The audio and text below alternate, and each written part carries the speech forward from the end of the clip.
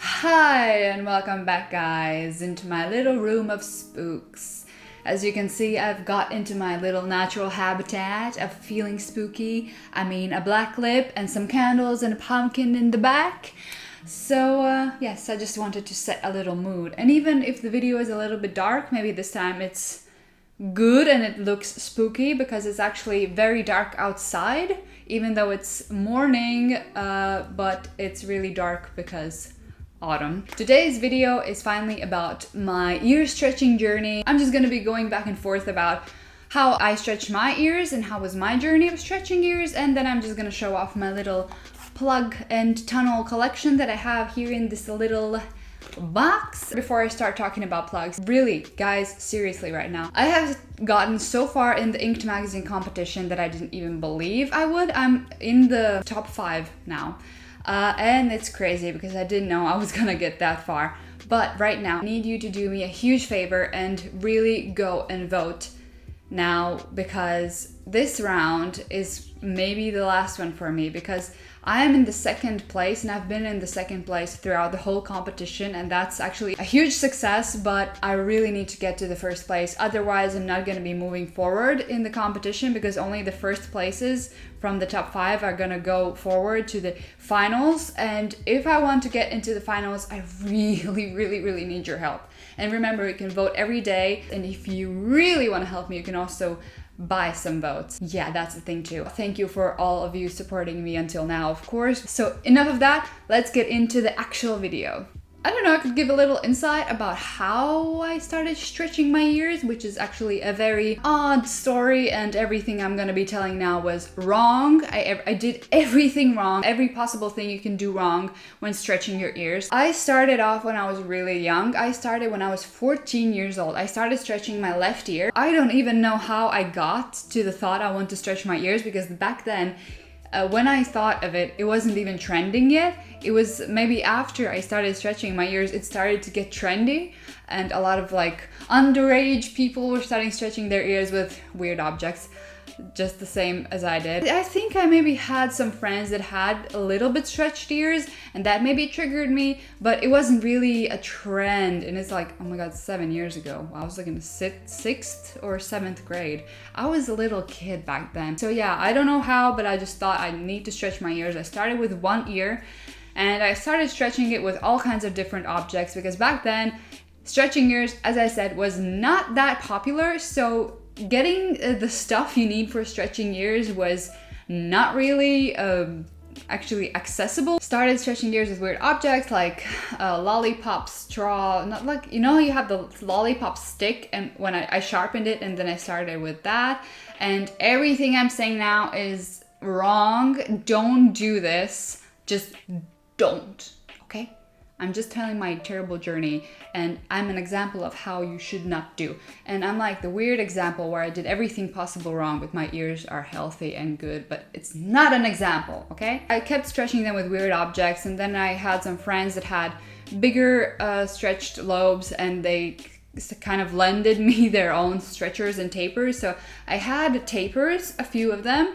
And then I found these also, not like tapers, but they were like swirls. So I could just like kind of stretch my ear and still keep it in the ear, because the tapers wouldn't stay there, but they're not meant to be worn as jewelry. You just stretch it and then take it out. But yeah, so I didn't have really a goal for stretching my ears when I started off. I got to 10 millimeters on one ear, and then I was like, come on, that looks really stupid. So I started stretching the other ear, so I wanted to feel like symmetrical.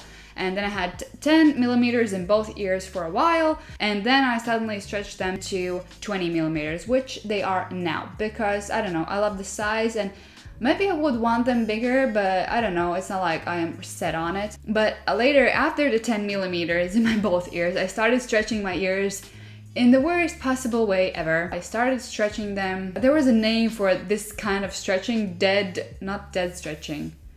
But I just bought silicone tunnels. Like if I had 10 millimeters in my ear, then I bought a 12 millimeter silicone tunnel. I just kind of pressed it and smushed it together, put it in my ear, and then it kind of popped out, and it stretched my ear from from 10 to 12 like so fast. It was very painful. It felt like bees were stinging my ears, and that is a very, very bad thing to do. Don't do that, because that gets you blowouts and everything. And for all the things I did wrong, I have not had a blowout. I've seen people have blowouts. I know what they look like. Disgusting, terrible, bad. That's what happens when you don't stretch your ears properly. But I did not. I don't know why. My ears are kind of sensitive anyway. Like if I start changing jewelry in my ears very often, they kind of get irritated. Anyway, yeah, I did that dead stretch, or what it's called. For me at that time, I thought that was such an idea, because back in the day, oh my god, so long ago, there were no tutorials on how to do this, no good tips. There was not a handbook for how to stretch your ears. That was a long time ago. If I would have to stretch my ears now from nothing to 20 millimeters, I would have done it right. And the right way would be taking the time to stretch your ears evenly, starting with a small taper. And when you get a taper, don't just press it all through. Just take your time, do everything slowly, oil your lobes, massage them, do everything to kind of get the blood flowing, you know? Do everything correctly, and there are so many tutorials on how to do it right. And maybe I don't have the best tips for everything, but I'm trying my best to help you guys. And when you get until a certain size, where you don't have any tapers left, like there's a certain size, you're not gonna put this big of a size of a taper in your ear. There's other ways how you can stretch your ears, and one I knew back in the day about, but I didn't try it out. I don't know why. It was taping. When you take a plug and you just tape it with tape. I believe there's some sort of special tape that you can use, but I didn't do that, so I don't have the best tips on that. But you can just take your tunnel, tape it once or twice, and just put it in your ears, and it's gonna stretch your ears slowly, and it's not going to hurt that much. My friends did it, so I know about that. Yeah, so I didn't do that. I just did all the possible wrong things. I hope I'm making some kind of sense. I think I'm just talking back and forth about everything, and this is a mess. Now I can get on to my collection of plugs and tunnels. Oh, it's raining outside. I keep my plugs right now in this little box where there used to be cranberries and powdered sugar. Right now I just have the ones that fit me. Let's dive into it. Right now I'm wearing my ultimate favorites, which are plugs from wood. I got them custom made a long time ago. And my ears right now are just like organic stuff in them, because if I put silicone in my ears, it feels good for a certain moment, and then just my ears are starting to hate it. They just kind of get irritated, so I take them out. And that's why, if you've seen me, most of the time I'm wearing these dark wooden plugs. I'm gonna start off with the weird ones, which are not really plugs, they're kind of jewelry. These ones. These I got from Ask and Embla, if I'm pronouncing them right. I've always wanted ear hangers, so I finally did get them. And I did wear them for... I started wearing them at home because I was not sure how my ears are going to react to hangers, because they're like putting weight on your ears. They're not that heavy actually. They're very pretty though. I love how they look in my ears, but yeah, when I was trying to wear them for a night out, that was not such a great idea, because when I came home and I took them out, my ear, like there was so little skin left in the part where they were hanging, and the rest of the skin was kind of here. I don't know if I'm explaining myself right, but it was like pressing down so much of the weight that my skin kind of just went like that, and it was so little skin left in the part where it was hanging. It was actually scary. I didn't like it. Right now my ears are pretty even and good, so I think maybe that's what happens when you wear ear hangers, or maybe my ears are, not even made to wear ear hangers. I don't know, but they're very pretty and I like them anyway. And if I need to take pictures, or I don't know, at least go for a tea somewhere, I would put them in definitely, because they make me feel like fabulous, you know? I have also a bunch of silicone tunnels, because I had a phase where I was wearing them a lot, like a lot, because they were the most comfortable thing to wear. And like, see, I have a bunch of them. I like to call silicone plugs as ear sweatbands, because they're comfortable, and when I sleep on them they just smoosh like this, and I don't feel them when I sleep on them, you know. Then I have also another pair of silicone ones, but these are teardrop ones. They look really nice though. I wanted to buy